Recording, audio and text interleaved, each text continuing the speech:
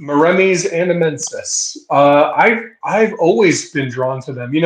I could remember going to the Hamburg Reptile Show years and years ago and seeing hatchlings for sale for like $25 and being like, you know what? I'll get them later. I really like those, but I'll get them later. And the thing that really interested me originally was their rarity. I wanted to have projects that made me feel like I was doing something important, and I still feel that way today. I have a group that includes wild caught animals, which is almost sad to say, but for a species that's been rare in the wild for the last 80 years at least, it's crazy to think. And now they're, functionally extinct in the wild, mostly almost completely extinct in the wild. So to have wild caught animals in my collection that have been in the US for 40 years, it's like an honor to me. Those animals are so important and so special. How did so Yeah. did you work with other people to build that group? Oh, did he freeze? Anthony, you there with me? Can you hear me? I lost him. Anthony, try flipping your camera around and see if that can get you back on if you can hear me. There we go. We got you. I'm going on a field trip. Yeah. So I'm gonna let's. sit. I'm gonna sit on my front porch. This is Oh, awesome. awesome. Let's. I want to do a little shout out to everybody that's here. So, Hoosier Turtles and Tortoises, Matthew Hills, Dan's Turtle Room. We had Dan on last week. Um, Michael Fathuvaswamy, Ralph Till, Kyle McLaughlin, and that's who we've got on. So Nice. what I was nope, don't want to hit that button. What I was about to ask is, did you have help assembling this group that you have? Yeah. Actually, I did. So an interesting piece. I mentioned them being so cheap. They were these animals that you couldn't give away, much like kind of like they're back to being now, and also the Kwangtung river turtle. These, in my mind, those turtles have lived parallel lives in terms of their rarity in the wild and their situation in captivity. So for whatever reason, around 2015, 2014, 2016, I found myself, okay, I'm ready to work with the species now. And at that time, for whatever reason, as we've seen happen with other things like albino sliders or different chorus species, or now it's some rare American species that are being taken from the US and sold overseas, like diamondback terrapins and box turtles and things, and Mexican species as well. Anyway, it's very like it's like fashion. It's like they're these species that become popular almost like a fad that comes and goes, and but it can be scary sometimes if you're wanting to work with a certain species from a selfish standpoint. When you see something that you've had your eye on all of a sudden go from $25 to these Vietnamese pond turtles hatchlings were up to about $850 for a hatchling. Now, Kwangtung river turtles or redneck pond turtles, Mauremys nigricans, very similar species I mentioned. They were another species you couldn't give away, 25, 35, $40 for a hatchling. All of a sudden in 2015, 2016, we're going for $2,500 a piece. People were literally like putting their kids through college with these turtles that they had been breeding for years and couldn't sell to anybody, no, couldn't give away, and now they were making all of this money. It was insane. So at that time is when I got started, and it was with a group of animals from the TSA hatchlings, and those animals now are adults here. And they're reproducing. Yeah, they're getting started. I wouldn't say they're a well-oiled machine yet, but we're getting started now. And Wow. I believe it was 2015 that those came.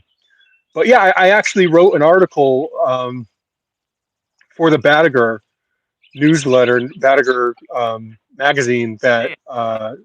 spoke about them. Yeah. Okay. What did you write about in particular? It was that situation, the Yeah. fact that Okay.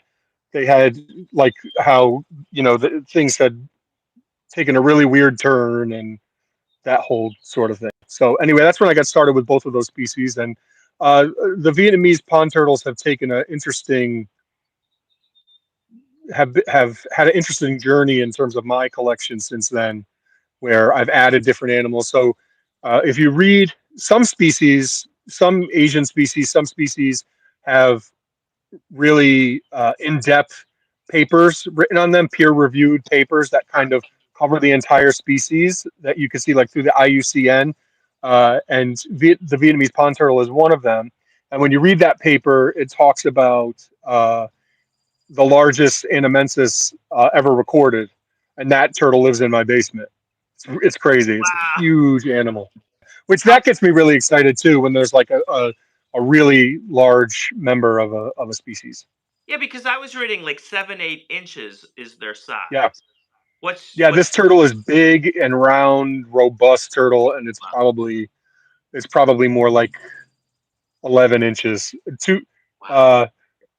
Uh, Michael says so. 200 and 285 millimeters, I think, Wow. off the Tony's top of my head. doing Tony Monahan. So I got to Hey, meet Tony. I got to show Tony around the Cleveland Botanical Garden, show him some radiated Awesome. tortoises we have. So describe this turtle for us. How Sure. I mean, yeah, they're really hardy turtle. They do well. You know, they don't beat each other up as much as the very closely related Mauremys mutica does, the yellow pond turtle.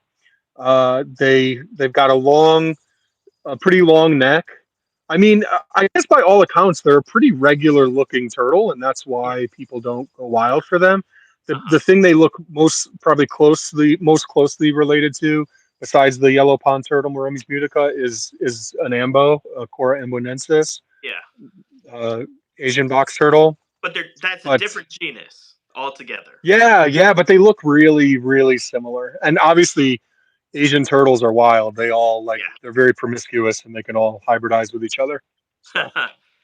um what's their habitat like in the wild, and how do you have them set up in captivity? Like, are they aquatic, semi-aquatic? yeah, they're not the best swimmers, and like some other Mauremys, they can handle some cold. They're pretty hardy. They can handle a good amount of cold. They can drown when it gets cold. Learn that the hard way with the Nigricans. Um, but yeah, ultimately, I think keeping them is pretty simple. For me, I think it's important to have sight breaks. You know, I have like milk crates on their side, like holding up their nesting area, and Okay. that provides a bunch of like little caves and things that they can Yeah. get around, and then they can get behind and in between all of those and everything. Yeah, they don't necessarily swim around like a painted turtle on the top of the water. They're just kind of like clunky water turtles. Okay. How deep of the water? How deep is your I water? don't I don't keep them really deep. I'm more about the footprint. So you Yeah. know, they're definitely swimming, but not. They don't have to swim up to get air. So Yeah. it's probably, Okay. you know, if it's filled to its highest, it's probably like 14 inches deep. But most of the time, it's probably 8 inches deep. Okay. And so you have some basking spots, but not necessarily land for them to walk on. I do. I have a big nesting area that they can Okay. walk on. That's soil. I'm in the process of upgrading them right now. I'm Cool. going to be moving them to my greenhouse with a Yeah. nice egg laying area, planted egg laying area, and a bigger pond area for them with some nice sun. Will they be able to live year round in the greenhouse? Yeah, yeah, they can Awesome. handle cold. Yeah. Yeah. Just not a lot of cold, and not cold for a really really long time, and not cold with deep water. Kind of like Is I mean, they might be able to handle cold with deep water. I'm just not sure how yeah. cold and how deep, and Sure. they probably need a sloping side, that I can't provide easily. So that's why I think you have to look at the limitations based on how you're keeping animals, and then how that relates to what could end up becoming problematic for you in those cold months or whatever. I don't know if that makes sense, but Yeah. No, yeah. totally. Would you say I mean, if you had to compare their climate in Vietnam to here in the U.S., would it be like, maybe northern Georgia, North Carolina, that kind of climate? Or are we talking about northern Florida, where it might get down to 30 or 40 degrees a couple times a night, or a year rather, or winter? I've never seen, well, almost no one's seen them in the wild, Yeah, yeah, yeah. and when you look up like their range and natural history, it's like Yeah. they're believed to be from, because they're only found in such small areas. It's I also, I can't tell you, like, I don't want to be that person who tells you like, oh, I know for sure, but Yeah, yeah. what you're saying with kind of the, Georgia to North Florida to maybe a little bit north of Georgia, Yeah. like that kind, that feels right to me. Warm, but with seasons, and definitely experiencing some cold, but not, you know Because not that's what, super cold, not Connecticut. yeah, like in your greenhouse, Yeah. how much warmer will the temperature be, say on a, you know, 32-degree day in Connecticut in December? What Yeah. will that temperature be in your greenhouse? So far, the greenhouse is new, so I'm still Yeah, figuring everything brand out. new. So Yeah, it's not fully insulated yet. I plan to do that by the time winter comes in. I'll be yeah, definitely, like, looking at everything. There's a chance I'll have to pull some animals if things get a little bit hairy or scary. sure. But when that's all, so I should say right now, without it being done, like, Yeah, it was freezing last night here, which was crazy. We had this crazy cold snap. Like, yeah, it's cold out right now. It's yeah. cool. So it got down below freezing last night, and basically with no real insulation, just having the greenhouse built, and I still need to winterize it and use some like silicone in some of the creases and insulate the back wall. So right now, with none of that being done, it's still running about 12 degrees warmer than the outside temp in the coldest part of the morning, like the next morning. So Cool. I'm still yeah, here. Can you hear me? I can. I don't see you, but I hear I you. I Sound great. got a call, and it That's it happened to me before. it like froze the camera, and I should probably put it on do not disturb. Last week I was able to switch that around, um, but this time I can't get it off. So You, we s- just might you have to sound go great. with my thumbprint. Oh, that's hilarious. Um, You'll come back. I bet it'll yeah, put you back on. I bet. eventually I'll be here. So, um, how so it's really rare in the wild. It's got this really isolated range. There's Yeah. hardly Can I any. say Yeah, about their rareness? yeah, They absolutely. were originally discovered 1939. They weren't found again, so they had shown up in markets. It's, again, a very similar story to the redneck pond turtle or the Kwangtung river turtle, same species that has that parallel life. They hadn't been found until they showed up in the markets like 80 years later. But the Vietnamese pond turtle hadn't been found besides the markets for like 67 years, Wow. which is just crazy. Like, these species are so rare, and people are interested in them. People do like them. There are champions that have them, and some of them have large groups of them because here, and like, someone just gave me a group of four of them that they didn't want anymore. So that definitely happens. But they're a great turtle to keep. It's crazy. So you were going on to a different thought, so I'll be Well, quiet. what I was gonna say is how who d- are they easy to reproduce? Did someone crack the code with them pretty early and then share that information? How did I, you learn how to reproduce this super rare turtle without much information about what it needs in the so wild? I've been growing up the group, and then I've added some larger, older animals recently, but I'm definitely not a master anamensis breeder. I have bred them, and I was lucky enough to produce those color morph ones, which are so cool recently.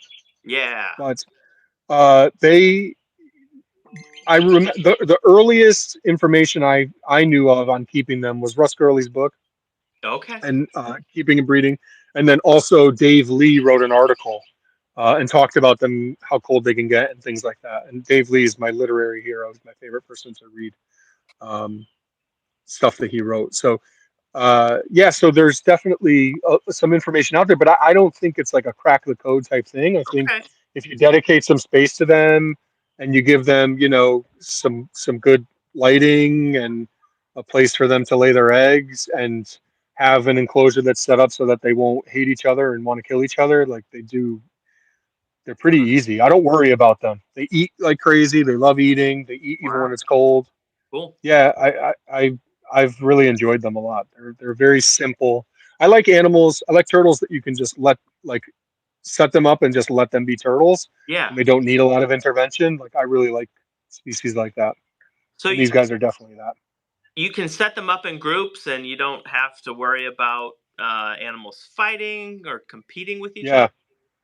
Yeah, yeah. There's a thought. It's big in like fish keeping as well, and then for like some of these species are bred like crazy in China and in Asia. So like I mentioned, the yellow pond turtle, Mauremys unica, they are bred. They have farms where they'll have a pond with thousands of them in a single pond. Hmm. That is um, that is a something that really works out well because there's so many of them that the aggression is spread out among the entire group. And then also like the same thing with Mauremys reevesy, the Reeves turtle in China is bred in the millions, probably 10 million reeves produced in China every year. So these guys are having success because they're keeping so many of them together that the aggression is spread amongst the group. Wow. Okay, that's Yeah. really interesting. That that Yeah, so sounds bigger like groups might be better with yeah. species like this. I mean that sounds like a great turtle. Why don't Yeah. more people work with them? I mean, you said the price was really high at one point. Perhaps talk a little bit about that price history. I don't remember if we talked about that live or before, but you said they used to be cheap, then they went sky high, and Yep. And they're cheap again. now they're cheap again, and They people are. aren't interested in this species. So why is that?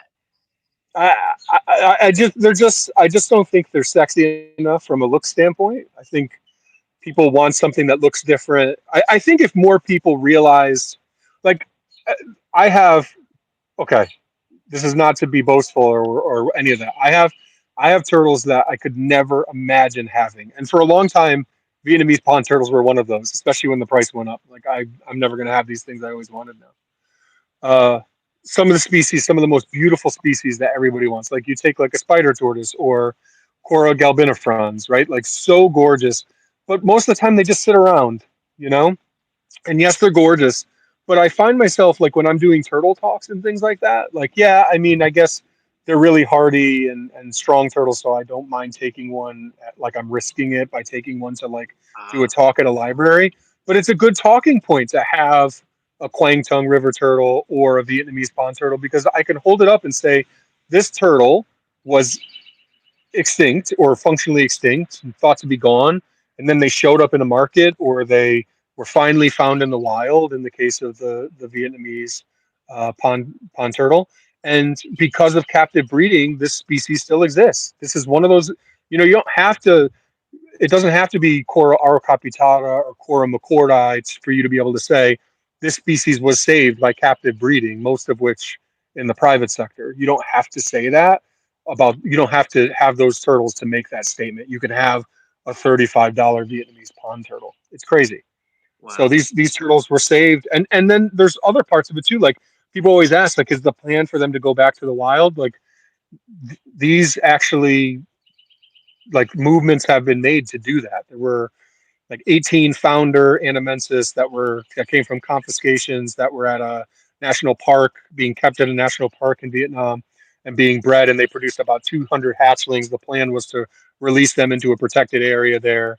And then as recently as 2022, the TSA was working on a project to send about 100 anamensis offspring to Vietnam for reintroduction. So, like, we talk so much about this stuff happening, and people bring up like the Burmese star tortoise, but it's happening with Vietnamese pond turtles. So Wow. cool, That is fantastic.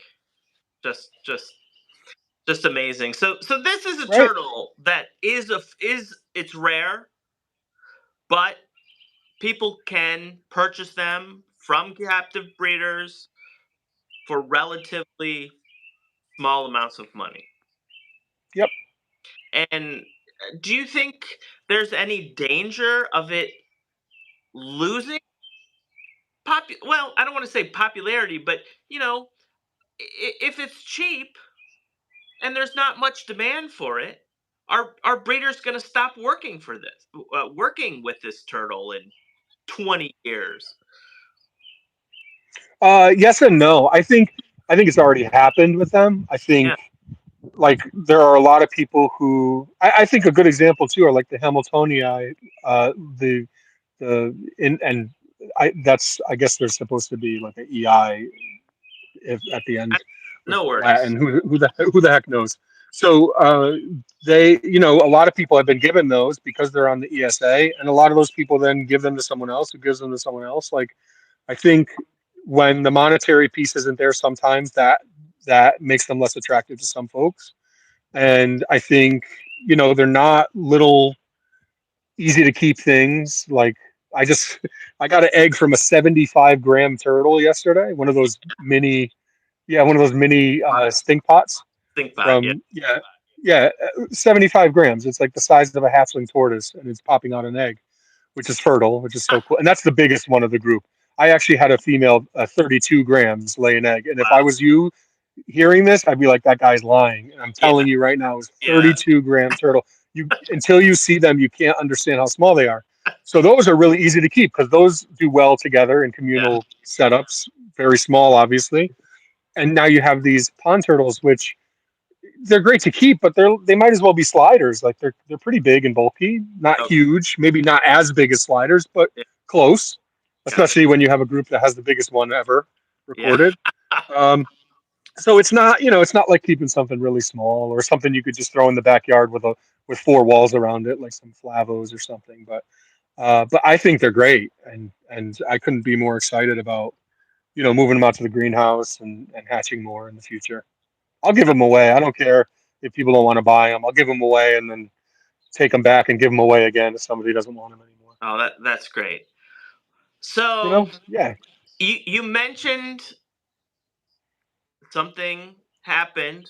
You hatched out a few, one that were just a little different A and pretty couple. amazing looking. Tell us Yeah. about what it was like to hatch out an animal that looked quite different from its parents. Yeah, so this is a cool story because it's not like so Michael Sathuvaswamy, our good friend, keeps the Quang tongues I've been talking about, and he hatched out basically like a clown morph Quang tongue from his group just out of the blue, and it's gorgeous. It's like the most fire orange, gorgeous thing you've Wow. ever seen. These guys are like that, but because they don't have orange in them like Quang tongues do, the redneck pond turtle, they are very yellow. These Wow. clowns. But the interesting part about these ones, and what's different than what Michael, the cool uh, situation that Michael had, is that I actually started with visual morphs as the founders. Uh, So a friend of mine had these. He called them speckle heads, and no one knew what they were. They thought they were weird hybrids or something. The markings made them look like, is that some kind of like Mauremys, rhinoclemys hybrid, like some kind of weird thing? I can't whoa. really explain it, but when you first see it, you're like, what is that? And they were being kept in like almost terrestrial setup. So in your brain, they weren't anamensis. They just didn't look like anamensis. But Huh. I was talking to someone about it, and they mentioned that they thought those were pure anamensis. Somebody who knows what they're talking about, like Torsten Blanc. So when they came here, and the more I looked at them, the more like I really do think these are just Mauremys, and I really just think that they're a genetic mutation, like a morph. And I set them up with the anamensis, and one of them was gravid, and uh, the eggs were fertile. I put her in with some other turtles that had a nice egg laying area. She laid the eggs, and of course I broke one when I was excavating them, and I'm like, oh my gosh, but they're probably not even Oh man, fertile. that is the worst Yeah, news and ever. then right, and then they were fertile, and there were four. I broke one. All three were fertile, and I had them. You know how you write the species name and the date and everything with a Sure. pencil. I just put a question mark on them because I'm like, I don't know. I didn't know if it was from that female. I thought it was. Hopefully, she didn't lay in the water and they ate them because I'd be interested to see. And I was hoping that I would produce hets, that I would produce Ah. heterozygous hatchlings that were because there's no male. They were all females, the founders. So it Oh, was a normal male that had that, okay. certainly didn't carry the gene, I'm sure, and Yeah. this visual female, and uh, two of the hatchlings turned out to be those speckle head types, or hypo, not hypo, but clown, or I would Yeah. call them clown, or pastel, I because mean, the aberrant markings mixed with yeah. the bright coloration. Yeah, Oh yeah. yeah, I'll put some photos on Facebook on the Two Turtle Tom cool. Facebook page. So people. They're crazy when you consider what they normally look like. Those things are Um, crazy. but so when they hatched, even though you knew what to maybe expect something different, what when you saw that aberrant turtle Shocked. in the egg? Shocked. I mean, because they're so yellow that when you're looking straight on like that, you don't see the little bit of black mixed in with all the yellow, and it just looks like an albino with a little bit of dark here or there. Like it's, I could not believe my eyes that, and I couldn't like it wasn't making sense in my brain because I know that there's no males. Like there's no males that have that gene as far as I know. They were all females, and I was incubating for male anyway because I thought I could make some hets and then see. And I don't normally care about this sort of stuff, but I thought, wouldn't it be amazing to Oh, see this cool mutation in some? Because again, nobody cares about these turtles. Like, maybe I can get people to know what Vietnamese pond turtles are and research, Google what a normal one looks like or whatever, which is still a beautiful turtle. yeah, So morphs are not my thing, although I do like them. They're like a guilty pleasure. I've yeah. gotten a few more now recently that Cool. like caramel pink red ear sliders are like they've captured my interest since I was a much younger person. I've always loved them, and just the idea of seeing them or being able to see them I always love seeing them. So I have a couple of those now. Oh, that is cool. Again, after so many So years. wow, yeah. It's been a long time since I've had a slider. But back to these the Vietnamese pond turtle. So Sure. obviously they are rare. They are only from the small area. Have you talked to any genetics people or people at the TSA? Is it possible they're just from such a small population, founder population? Um, I mean, this just seems like a really rare thing to happen with such a small population of turtles, unless it's pretty common in those remaining animals in the wild that were exported. Well, so there was a time when more were being exported, and that's when these came. Uh And the huh. other piece about this, and the reason why everyone thought these were hybrids, is because these were animals that were imported by Oscar Shue at the time when McCord and Iverson and others were describing species that turned out to be hybrids. Cora Uh, serrata, Mauremys iversoni, yeah. so many others of Acadia, glyphostoma. Like Never heard of they that one. were, yeah, there was a Cicalia pseudochelata, like a lot of different hybrids that were believed to be species that were debunked basically because all of these Asian turtles love each other so much. But That is cool. they're not like actinemies, the Pacific pond turtles that are like racist turtles that if you put them with any other type of turtle, even in a huge pond, they just freak out and can't live their lives. No, thank you. No, thank you. So, Yeah, well, very cool. Gonna go to the chat and just see who cool. joined us since we're about out of time. But if anybody has any last questions for Anthony about the Vietnamese pond turtle, put them in the chat. So Sean McZoo is here. He's my chameleon buddy. Cool. Jennifer A. Phil Simpson made it. Mark De Silva is here. So Love it. those are the additional people that chimed in the chat. Let me just make sure there's no questions. Is there anything else that we didn't cover that you would like people to know about this species? I just think I don't know. I could always make PSAs and stand on my soapbox. I think keep, keep stuff. I think we fall into like keeping stuff that we think is going to make the next turtle person jealous.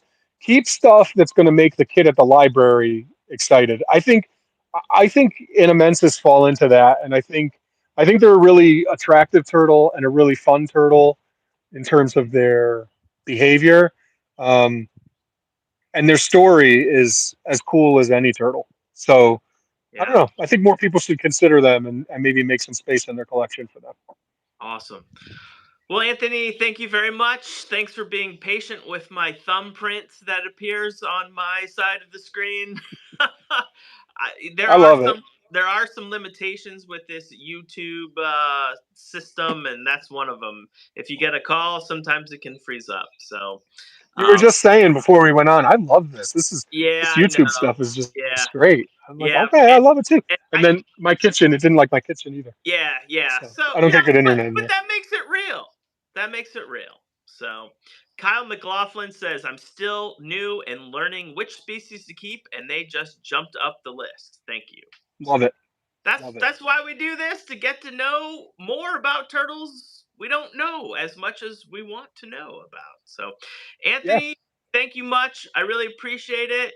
I'll give you the rest of your evening back, and say cool. hello to your lovely wife and your family and all your Sure turtles will. for us. And thanks everyone out there for tuning in. Thanks, guys. Thanks, Anthony. We'll see you later.